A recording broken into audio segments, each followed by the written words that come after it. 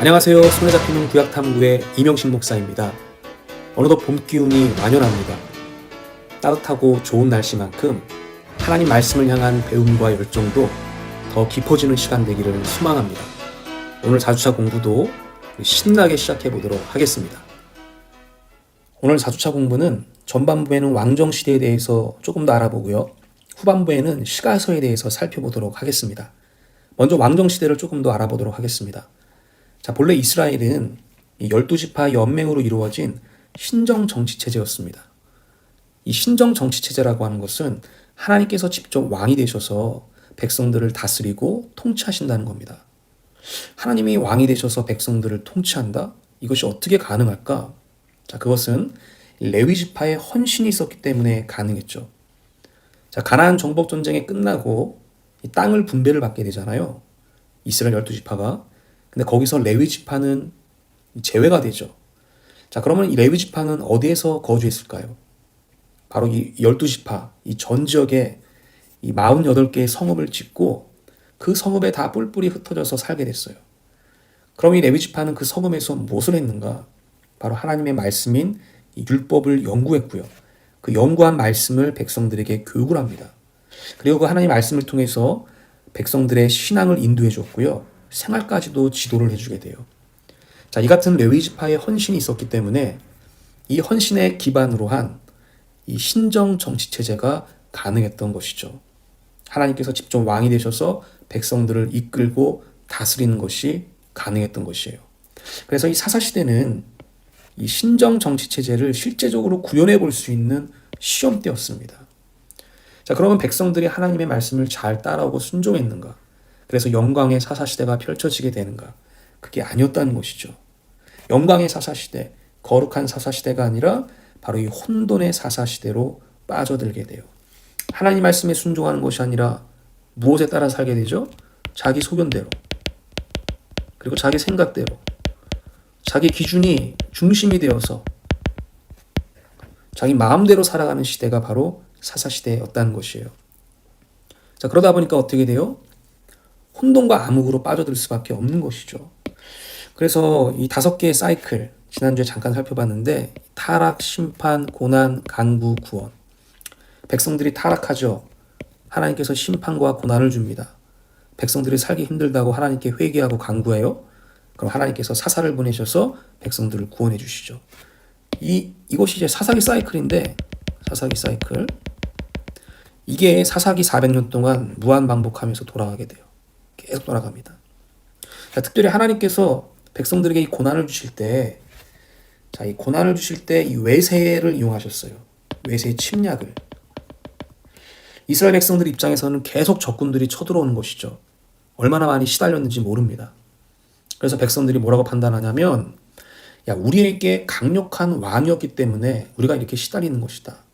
저들처럼 우리에게도 왕이 있다면 저들의 침략을 우리가 막을 수 있었을 텐데. 이렇게 판단을 해요.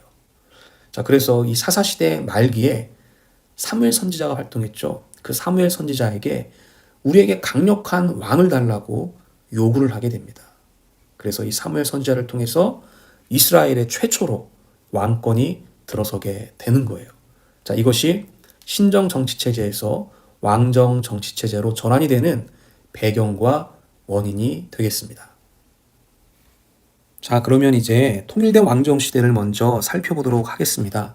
통일된 왕정시대는, 자, 여기 적어놨죠. 왕이 하나였던 이 단일왕국 시대를 얘기합니다. 분열되기 이전에, 남과 북으로 분열되기 이전에 단일왕국 시대를 통일된 왕정시대라고 말합니다. 자, 이 통일된 왕정시대에는요, 왕이 3명밖에 없습니다. 자, 사울과 다윗과 솔로몬, 이렇게 3명의 왕이 전부입니다. 이 3명의 왕은요, 재밌게도 각각 40년씩 통치했습니다. 자, 그러니까 단일왕국 시대, 이 통일된 왕정시대의 기간은 모두 120년이라는 것을 알 수가 있습니다. 자, 그럼 이 각각의 왕들의 특징에 대해서 어떤 주요한 일들이 일어났는지에 대해서 간략하게 짚어보도록 하겠습니다. 자, 먼저 사울왕을 보도록 하겠습니다. 자, 최초의 왕, 이 사울은요, 베냐민 지파 사람입니다. 자, 기스의 아들이었고요. 기스는 그 당시에 베냐민 지파에서 굉장히 유력한 집안이었습니다. 그러니까 이 사울의 집안이 유력한 집안이다. 굉장히 빵빵한 집안이었다는 것을 알게 됩니다. 거기다가 사울은요, 아주 외모도 준수했고요, 체격도 좋았습니다. 이 외모의 잘생김 정도가요, 그냥 잘생긴 게 아니라 이스라엘 전국을 석권한 이 원탑 얼짱이었다는 거예요. 성경에 보면 그보다 더 준수한 자가 없었더라, 이렇게 표현하고 있어요. 키도 얼마나 큰지 모든 사람보다 어깨 위에 있다고 얘기하거든요. 그러니까 머리가 하나 더 있는 것이거든요. 그러니까 외모도 좋고요, 체격도 좋고요, 집안도 빵빵해요. 그러니까 굉장히 요즘 말로 따지면 약간 엄친아 같은 그런 이미지를 갖고 있는 사람이에요. 뭐 부족한 게 없는 사람이죠. 자, 이렇게 백성들이 요구했던 그 카리스마 왕과 조금 비슷하고 부합한 모습을 하고 있는 게 이 사울 왕이라는 것을 알게 됩니다. 자, 사울은요, 출발이 굉장히 좋았습니다. 이 사울을 알 수 있는 전쟁이 몇 가지 있는데 한번 그거 살펴볼게요. 처음에는 이 암몬 전쟁이 있습니다. 사울이 왕으로 뽑히고 나서 바로 치른 전쟁이 이 암몬과의 전쟁이에요. 하나님께서 능력을 더해 주셔가지고요, 이 암몬족을 완전히 격퇴해 버립니다. 그래서 이 전쟁을 통해서 사울은요, 이 왕으로서의 카리스마와 리더십을 인정받게 돼요. 자, 그러면 이제 좀 겸손하게 하나님 의지하면서 통치했으면 좋았을 텐데 시간이 흐를수록 점점점 교만해졌다는 것이죠. 그래서 이 블레셋과의 전쟁에서 아주 치명적인 실수를 범하게 돼요. 블레셋이 쳐들어왔습니다. 전쟁을 하러 나가야 되는데 승리를 하려면 제사를 드리고 나가야 돼요. 근데 사무엘 선지자가 약속 기한을 어기고 오지 않았어요. 그래서 자기 스스로 제사를 지내게 됩니다. 왕은 제사를 지낼 수 없었거든요. 하나님의 말씀을 어긴 것이죠. 그래서 이 사무엘 선지자로부터 당신의 나라, 이 왕의 나라가 길지 못할 것이다 경고를 받습니다. 자, 그럼 이 경고를 받았으면 어떻게 돼요? 하나님 앞에 자복하고 회개해야 되죠. 그런데 사울은 회개하지 않습니다. 그리고 또 시간이 지나서요, 아말렉과의 전쟁이 벌어지게 되는데요. 자, 이 전쟁은 하나님께서 처음부터 아예 완전 봉헌 제물로 전쟁을 해라. 히브리어로 이게 헤렘이에요. 헤렘 전쟁. 이게 뭐냐면요, 남녀노소 동물 사람 할 것 없이 완전히 다 진멸해버리는 전쟁이에요.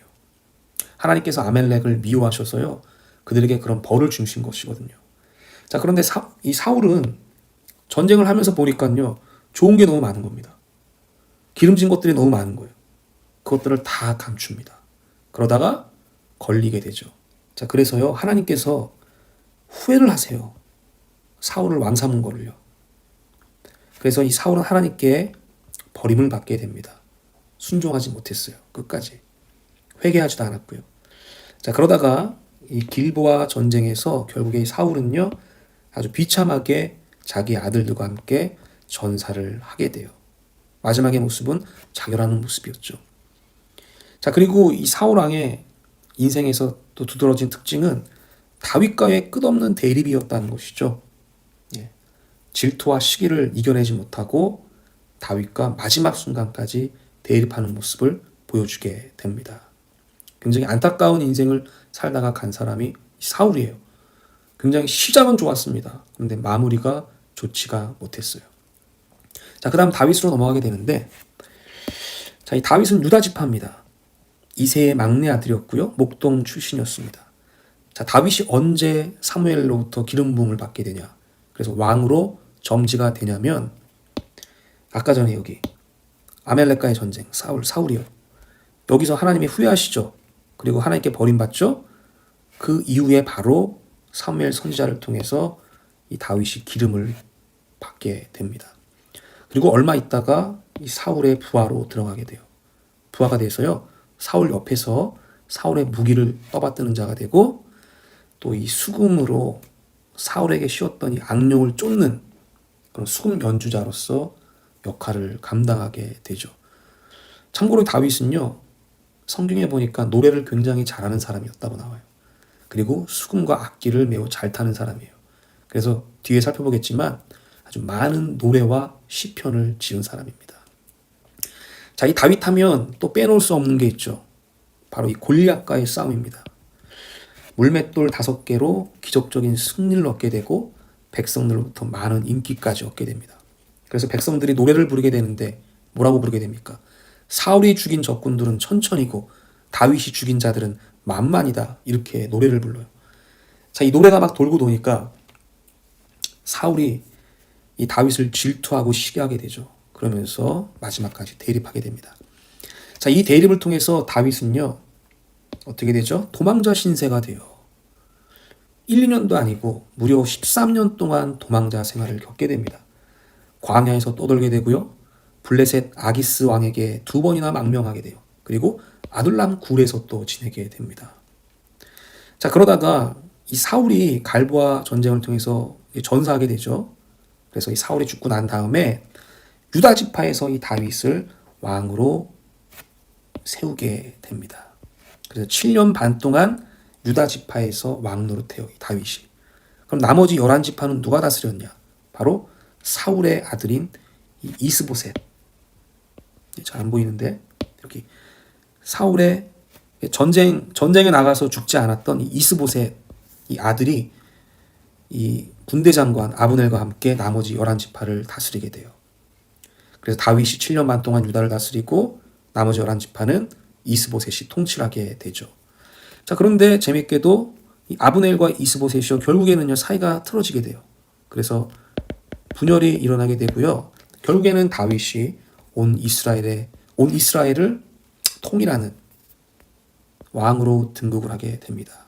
자, 그게 사무엘 선지자에게 기름을 붓고 난 다음 20년 만에 왕이 되는 거예요. 참 오래 걸렸죠. 사무엘에게 기름을 붓고 나서 바로 골리앗을 이겼거든요. 승승장구했습니다. 시작이 좋았습니다. 누구라도 금방 다윗이 왕이 될 것처럼 보였어요. 자, 그런데 무려 몇 년이 걸려요? 20년이라는 세월이 걸렸습니다.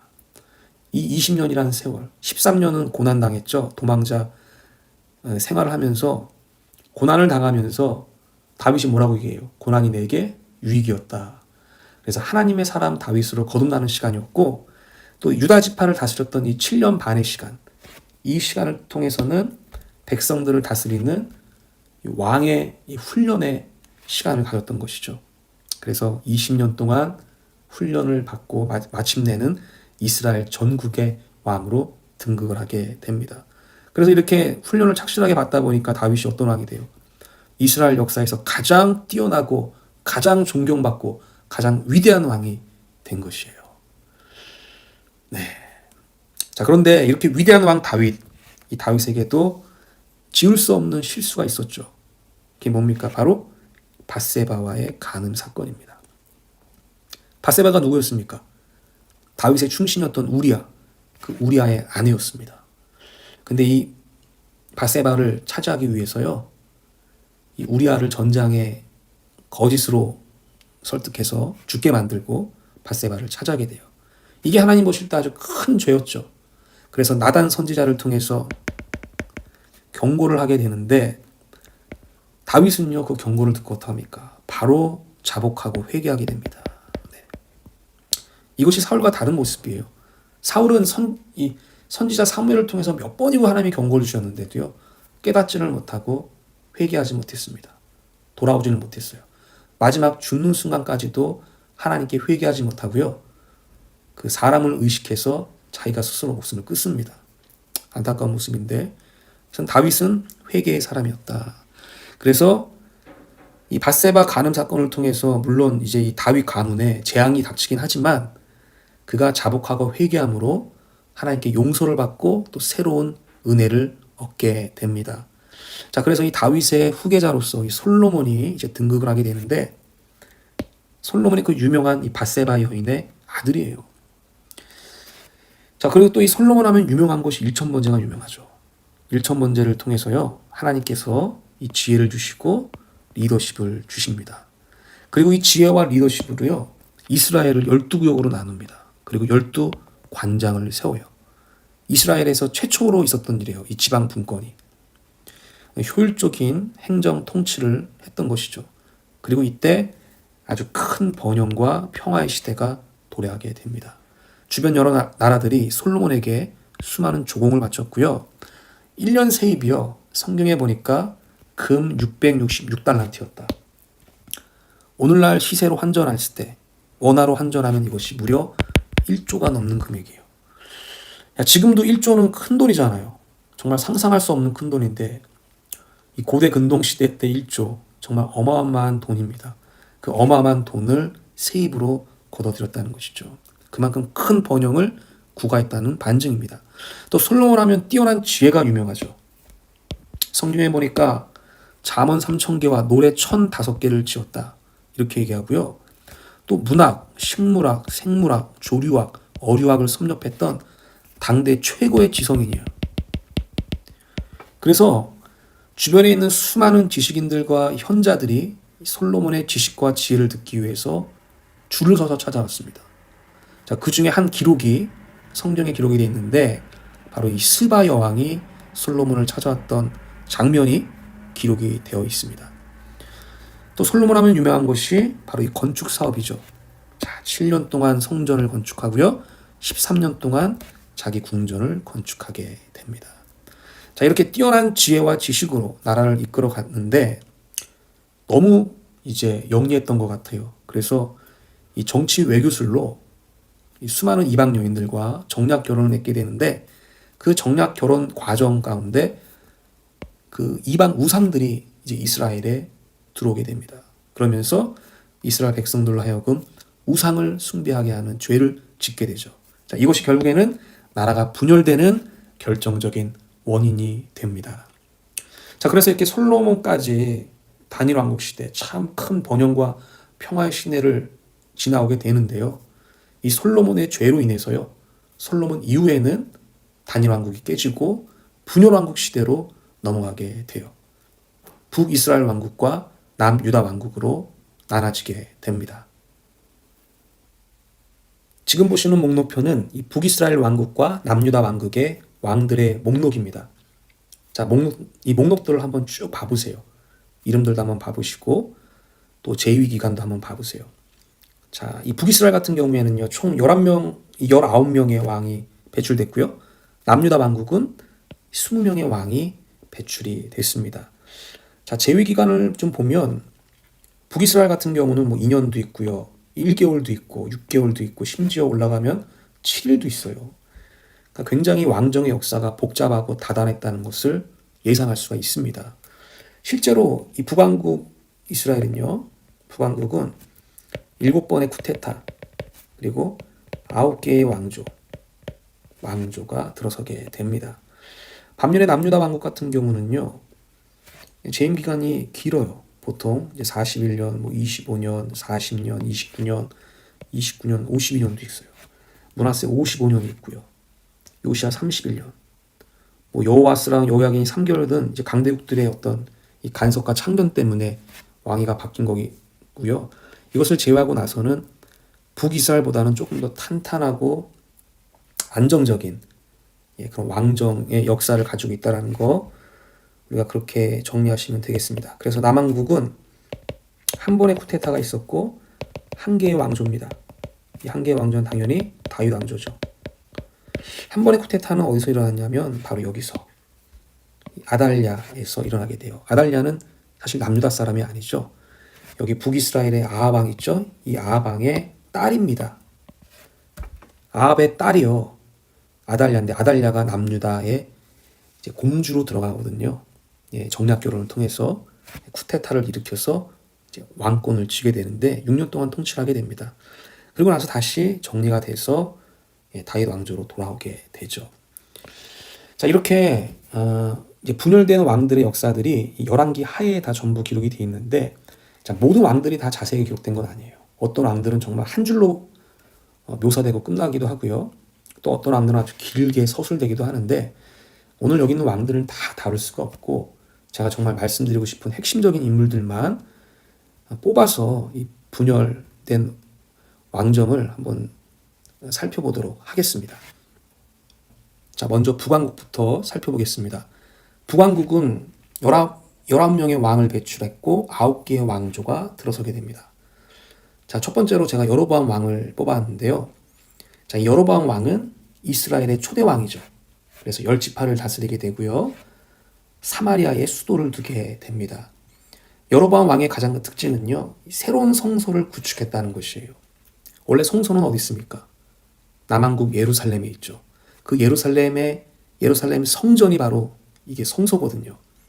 하나님께서 백성들을 만나시겠다고 한 지정된 장소, 그 약속된 장소가 바로 예루살렘 성전이었습니다. 근데 지금 북왕국과 남왕국이 분열되는 상황이죠. 그렇게 되면은 북왕국에 있던 백성들이요, 하나님께 제사 지내기 위해서 또 명절과 절기를 지내기 위해서는 이 예루살렘 성전으로 가야 한다는 것인데, 만약에 그렇게 가다 보면은 그 백성들의 마음이 어디로 기울어지게 될까요?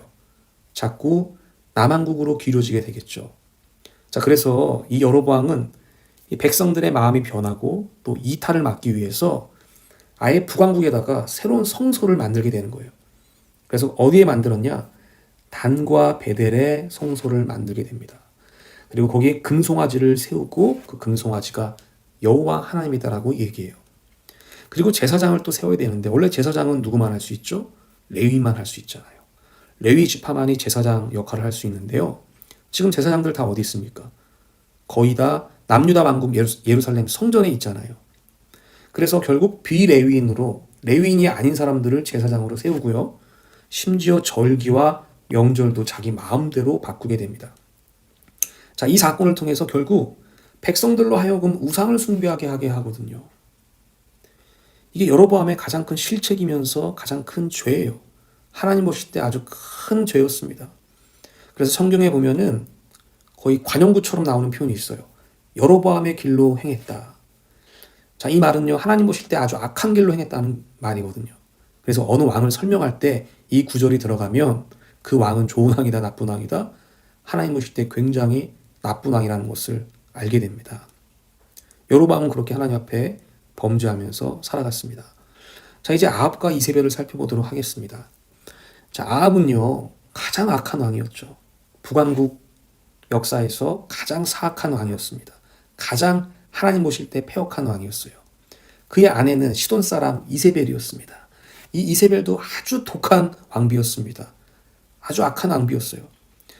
그래서 이 시돈 사람은요, 바알을 섬기고 아세라를 믿었던 사람들이거든요.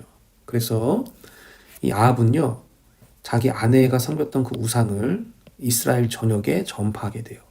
바알 신앙과 아세라 신앙을 전파를 하게 됩니다. 그래서 하나님께서 누굴 보내시냐? 이 엘리야 선지자를 보내게 되거든요. 끝없이 경고하지만 아합과 이세벨은 깨닫지를 못합니다. 그래서 그 바알 신앙 때문에 이스라엘 땅에 3년 아주 극심한 가뭄이 찾아오게 되죠. 근데도 깨닫지를 못해요. 그러다 결국 그 유명한 갈멜산에서 신앙 대결을 펼치게 됩니다. 그래서 850대 1로 싸우죠. 누가 이깁니까? 엘리야가 이깁니다. 그래서 결국 바알 선지자들은 죽게 되는 것이죠. 자, 그런데도 아합과 이세벨은 깨닫지 못하고요, 계속해서 우상을 숭배하다가 아합은 아람 전쟁에서 결국 전사를 하게 됩니다. 자, 이제 우리가 예후 왕에 대해서 살펴볼 텐데요. 이 예후는 엘리사에 의해서 기름 부음을 받은 왕입니다. 자, 북왕국 왕 중에서는 그나마 이 하나님 앞에서 정직하게 행했던 왕이에요. 그래서 예후가 좀 유명한 이유는요, 이 아합 가문을 완전히 제거를 하게 돼요. 어떤 면에서 보면 하나님께서 심판하신 거죠, 예후를 통해서. 그래서 예후 가문이 완전히 멸절당하게 되고 아합과 관련있던 사람들이 다 제거당하게 됩니다. 그리고 아합이 그렇게 좋아했던 이 바알 선지자와 신전도 다 제거가 돼요. 그러자 하나님께서 예후에게 약속해 주세요. 내가 너의 왕위를 4대까지 지켜주겠다. 그래서 그게 실제로 실현이 됩니다. 그러나 예후는 마지막에 또다시 우상을 숭배하는 죄를 짓게 됩니다. 자, 그러다가 이 호세아가 이제 마지막 북왕국 왕으로 등극하게 되고요. 결국 마지막까지 우상 숭배의 길, 인간의 길, 미련한 길을 걷다가 BC 722년에 아수르에 의해서 멸망당하게 되죠. 이제 남왕국 왕정을 살펴보도록 하겠습니다. 남왕국 왕정은요, 20명의 왕을 배출했고요, 한 개의 왕조에 대한 역사를 기록하고 있습니다. 자, 먼저 르호보암 왕을 좀 살펴보도록 하겠습니다. 이 르호보암 왕은요, 솔로몬의 후계자입니다. 자, 솔로몬 왕이 죽고 르호보암이 등극을 하게 되는데 백성들이 아주 간절한 요구를 하게 돼요. 자, 어떤 요구였냐면 이 강도 높은 노동과 세금을 좀 경감시켜 달라고 하는 요구였어요. 도무지 이 노동과 세금이 무거워서 살아갈 수가 없다 이렇게 얘기를 합니다. 자, 그러자 이 르호보암의 대신들, 그 신하들의 생각이 엇갈리게 되는데요. 이 선배 대신들, 선배 대신들, 노인들이죠. 이들은요, 백성들의 의견을 무조건 수용해 줘야 된다고 얘기해요. 근데 이 젊은 대신들, 후배들은요, 백성들의 의견을 무시해야 된다고 얘기합니다. 그러면서 오히려 그들을 더 무겁게 다뤄야 된다. 더 옥죄해야 된다고 얘기해요. 자, 그럼 르호보암은 어떤 의견을 택했을까요? 바로 젊은 대신의 의견을 수용하게 돼요. 그래서 백성들에게 더 무거운 노동과 세금을 부과하게 됩니다. 그러니까 백성들이 어떻게 돼요? 살 수가 없어서 르호보암에게서 도망가게 되는 것이죠. 이탈을 하게 돼요. 결국 이 사람들이 다 어디로 갔겠습니까? 그렇죠. 여로보암에게 가는 거예요. 그래서 여로보암이 다수를 갖고 있는 열지파를 다스리게 되는 것입니다. 자, 그 다음 남한국에서 좀 살펴볼 사람이요. 여호람이라고 하는 왕입니다. 이 여호람 왕의 아버지가 여호사밧인데 이 여호사밧이 아합과 동맹을 맺게 됩니다. 그러면서 이 아합의 딸인 이 아달랴를 이 아들 여호람과 이제 정략 결혼을 맺게 돼요. 여호람과 아달랴의 정략 결혼. 그래서 둘이 결혼을 해서 아들 아하시아를 낳게 되는데요. 이 아하시아가 젊은 나이에 객사를 하게 됩니다. 자, 그래서 아들이 원래는 왕권을 이어받아야 되는데 아들이 일찍 죽으니까 이 아달랴가 쿠데타를 일으켜서 왕권을 잡게 되고요. 이 여호사밧 계열의 왕자들과 손자들을 다 죽이게 돼요. 그러면서 왕권을 쥐고 6년 동안 통치를 합니다. 이 6년의 통치는 물론 이제 암흑기였죠. 그러다가 이 여호야다 제사장이 힘을 모아서 반란을 일으켜서 그 반란에 성공하게 되고 결국 이 아달랴를 물리치고 요아스 왕을 왕으로 세우게 되죠. 그래서 이 6년 동안의 이 쿠데타 이 왕권이 무너지게 되고 다시 다윗 왕조로 돌아오게 되는 것이죠. 또 다음으로 살펴볼 왕이 히스기야 왕입니다. 자, 히스기야는 굉장히 선한 왕이었고 형통했던 왕이었습니다. 자, 아수르 사네립이 침략해 오죠. 히스기야는 도저히 자기 힘으로 물리칠 수가 없었습니다. 그래서 하나님께 기도하게 되죠. 그러자 여호와의 사자가 밤에 급습을 해서요. 아수르 병사 18만 5천 명을 전염병으로 죽게 만듭니다. 놀라운 기적이 일어난 것이죠. 기도로서 이런 일들이 일어났다는 거예요. 또 히스기야가 악성 피부병에 걸리게 되는데 그때도 히스기야가 어떻게 해요? 눈물의 기도를 흘리게 돼요. 그러니까 히스기야는 기도의 사람이었던 것이죠. 그래서 이 기도를 통해서 15년 생명을 더 연장받게 되는 왕이 이 히스기야입니다. 자, 이런 역사들이 남한국 역사에 기록이 되어 있고요. 그리고 이제 마지막 왕이 시드기야인데 이 시드기야 왕도 결국에는 마지막까지 하나님의 뜻을 깨닫지 못하고 또 예언자, 선지자들의 말을 깨닫지 못하고 헛된 것을 잡다가 결국에는 BC 586년에 바벨론에 의해서 멸망하게 됩니다. 자, 이로써 남왕국, 북왕국 모두가 다 외세에 의해서 멸망하는 역사를 갖게 되는 것입니다. 자, 이렇게 해서 이제 우리가 통일된 왕정시대 그리고 분열된 왕정시대를 조금 더 자세하게 살펴봤습니다. 그러면 이제 시가서를 살펴보도록 하겠습니다. 이 시가서는 다른 말로 지혜서라고도 얘기합니다. 왜냐하면 인생의 지혜를 알려주는 책이기 때문입니다. 자, 지혜를 어떤 언어로 알려주냐? 바로 이 문학적인 언어로. 이 문학적인 언어를 통해서 지혜를 알려주고요. 또 진리를 전달해 줍니다. 그래서 장르가 다양해요. 시도 있고요. 노래도 있고요. 산문도 있고 격언도 있습니다. 때문에 우리가 시가서를 읽다 보면 아주 다양한 정서 체험을 할 수가 있게 됩니다. 자, 주 저자는요. 다윗과 솔로몬이에요. 자, 다윗과 솔로몬은 어느 시대에 속한 왕이죠? 바로 통일된 왕정시대, 단일왕국 시대의 왕들입니다. 때문에 이 시가서는요. 거의 대부분 단일왕정시대, 통일된 왕정시대에 속한 책이라는 것을 알게 됩니다. 자, 그럼 이제 우리가 욥기부터 한번 살펴보도록 하겠습니다. 자, 이 욥기는요, 욥이라고 하는 사람의 고통에 대한 이야기입니다. 욥은 이 아브라함과 동시대 인물이었어요. 그럼 어디에 속해 있는 사람이죠? 바로 믿음의 족장 시대에 속해 있는 사람. 그렇기 때문에 거기 속해 있는 책이 될 수 있겠죠. 자, 욥기의 핵심 주제는 바로 고통에 대해서 얘기하고 있습니다. 인생에서 피할 수 없는 것, 그것은 바로 고통이다라고 얘기합니다. 저는 이 시가서가 인생의 지혜를 알려주는 책인데 그 첫 번째로 이 고통에 대해서 얘기하는 욥기가 처음에 나왔다는 게 굉장히 의미심장하다고 생각합니다.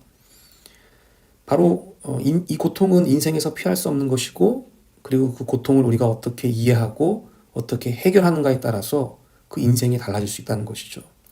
고통의 근본 해결책이 무엇이냐? 욥기는 하나님을 만나는 것이다 이렇게 얘기해요. 하나님을 우리가 온전히 만날 때 그 고난과 고통을 완벽하게 이해하고 해결할 수 있다라고 가르쳐 줍니다. 또 하나 가르쳐 주는 것은 이유 없는 고난에 대해서도 얘기하고 있어요.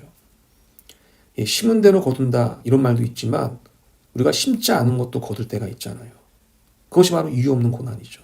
내가 예상하지 못했던 인생의 의외성에 대해서도 이 욥기가 말을 해주고 있다는 것이에요.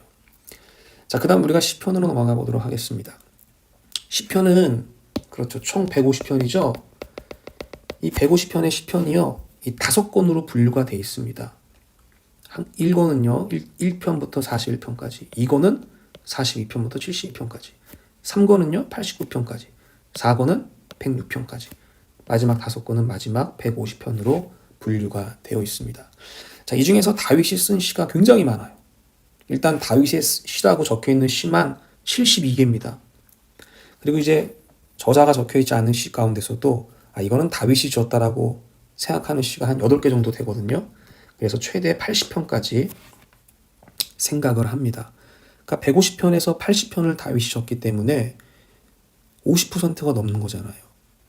주 저자가 다윗이라는 것을 알게 됩니다. 자, 이 시편의 핵심 주제는요, 일상이에요.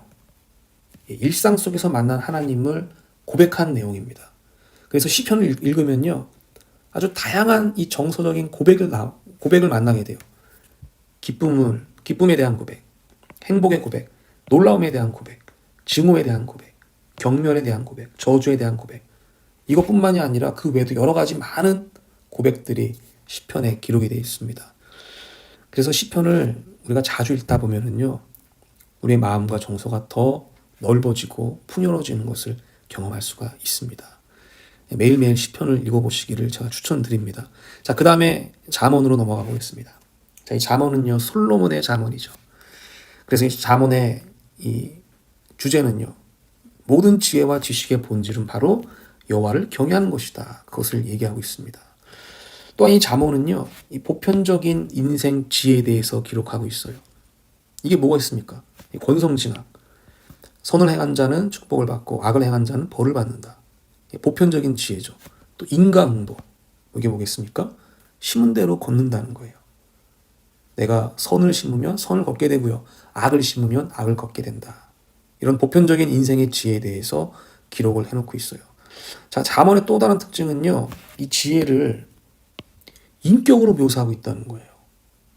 그래서 지혜와 친밀해져라라고 얘기합니다. 그래서 당신이 지혜와 친밀해질 때, 하나님이 주신 그 다양하고 깊은 지혜와 가까워질 때, 친밀해질 때 당신의 인생은 성공적인 인생이 될 것이다. 지혜가 인생의 비결이라고 가르쳐주고 있어요. 그래서 이 잠언도 31장으로 되어 있거든요. 하루에 한 장에서 2장 읽으면 한 달이면 1독을 할 수가 있죠. 그래서 잠언도 여러분 열심히 한번 읽어보시기를 바라겠습니다. 자, 그 다음에 전도서로 넘어가도록 하겠습니다. 이 전도서도 솔로몬이 쓴 전도서입니다. 근데 이 전도서는 인생 말년에 기록한 책이에요. 그래서 핵심 주제가 허무함입니다. 해안의 모든 것이 다 헛되다, 허무하다 이렇게 얘기합니다. 그래서 솔로몬은 정말 모든 걸 다 누려봤던 사람이잖아요. 건강도 그렇고 부도 그렇고 권력도 그렇고 지혜와 지식도 그렇고 명예도 그렇고요. 누려보지 못한 게 없어요. 많은 걸 누려본 사람인데 그 솔로몬이 뭐라고 얘기냐면 아무리 많은 것들을 누려도 부, 권력, 건강, 지식, 지혜, 명예 많은 성취를 누려봤어도 이 모든 것들이 하나님과 연결되어 있지 않으면 아무 의미가 없다는 것을 가르쳐줘요. 얼마나 놀라운 통찰입니까? 그래서 우리가 전도서를 많이 읽다 보면 인생의 정말 근본적인 그 깨달음을 얻게 된다는 것이죠. 네, 여러분 전도서도 정말 많이 읽어보시기를 제가 권면드리겠습니다. 자, 그 다음에 이제 아가서를 살펴볼 텐데요. 이 아가서도요, 솔로몬이에요. 자, 솔로몬이 이것저것 많이 줬죠. 이 솔로몬의 사랑에 대한 찬가입니다. 그래서 열정적인 사랑을 시로 기록하고 있고 노래로 기록하고 있는 책이 바로 이 아가서입니다. 그래서 아가서를 읽다 보면은요, 영적인 사랑, 그 다음에 정서적인 사랑에 대해서 얘기하고 있어요. 특히 이 육체적인 사랑의 즐거움에 대해서 굉장히 많이 얘기해요. 그래서 제가 여기 밑에다가 적어놨는데 에로시티즘적인 표현들이 굉장히 많이 나옵니다. 아주 노골적이고 아주 자유분방한 이 성적인 표현들이 굉장히 많이 나오는 것을 볼 수 있어요. 한번 여러분 읽어보십시오. 이런 표현들이 성경에 나오는가 놀랄 정도로 그런 아주 에로틱한 표현들이 많이 나온다. 육체적인 사랑의 즐거움에 대해서도 얘기하고 있는 책이 바로 아가서라는 거 아셨으면 되겠습니다. 그래서 핵심 주제는 사랑의 힘은 위대하다. 그것이에요. 그래서 그 뜨거운 사랑은요, 아가서 8장에 보면은요, 그 뜨거운 사랑은 홍수도 삼키지 못한다. 그렇게 얘기를 해요. 사랑의 힘이 위대하다는 것을 표현한 것이죠. 그래서 결국 인생의 본질은 보다 사랑이라는 것을 얘기하게 됩니다. 그래서 인생의 지혜를 알려주는 책, 이 책 묶음이 시가서 묶음인데 첫 묶음이 뭐에 대해서 얘기해요? 고통에 대해서 얘기하죠. 욥기를 통해서. 그리고 마지막은 무엇에 대해서 얘기하죠? 사랑에 대해서 얘기를 합니다. 그래서 이 시가서 5권을 우리가 많이 읽어보면 하나님께서 주시는 인생의 지혜를 얻게 될 수가 있습니다. 자, 이제 시가서까지 다 살펴봤는데요. 자, 그러면 이제 마지막으로 이 시가서도 한번 배열을 해보도록 하겠습니다. 자, 위에 있는 역사서 우리가 지난주에 한번 살펴봤죠. 네. 그래서 이 순서에 맞게 11권 책을 우리가 지난주에 배열을 해보았습니다. 그리고 여기 아래에 있는 책은 별책으로 빼놓은 것들이고요. 다 기억나실 겁니다. 자, 그럼 시가서는 어디에 들어가야 되냐? 아까 제가 설명드리면서 잠깐 얘기했는데, 먼저 시가서의 첫 권이 뭐죠? 욥기죠. 자, 욥기는 어느 시대에 들어갈까요? 자, 욥이 누구와 동시대 인물이라고 했죠? 아브라함과 동시대 인물이다. 아브라함은 어느 시대에 속했습니까? 바로 이 믿음의 족장 시대에 속해 있죠. 그러니까 창세기와 같은 시대에 속해 있는 거예요. 여기가 욥이 되겠습니다. 욥기. 자, 아브라함과 동시대 인물. 이기 때문에 욥기가 여기 들어가고요. 자, 그 다음에 나머지. 자, 나머지는요, 시편, 잠언, 전도서, 아가서. 이 주 저자가 다 누구였습니까? 거의 다 다윗과 솔로몬이었죠. 어느 시대라고 그랬어요? 그렇죠. 통일된 왕정 시대. 단일 왕국 시대입니다. 그래서 단일 왕국이 시작이 되는 이 사무엘하 반부터 열왕기 상 반까지 이 안에 시편, 잠언, 전도서, 아가서가 들어가게 되는 것입니다. 자, 이렇게 해서 이제 시가서도 우리가 재배열을 해보았습니다. 자, 오늘 4주차 공부 영상 여기까지 하겠고요. 긴 시간 오늘도 들어주셔서 감사드리고, 모르시겠는 것은 반복해서 들어보시고, 또 잘 모르겠는 거는 질문해 주시면 제가 성실하게 답변하도록 하겠습니다. 오늘 공부 열심히 해주셔서 감사드리고요. 오늘 하루도 기쁘고 복된 하루 되시기를 주님의 이름으로 기도하겠습니다. 다음 시간에 만나도록 하겠습니다. 축복합니다.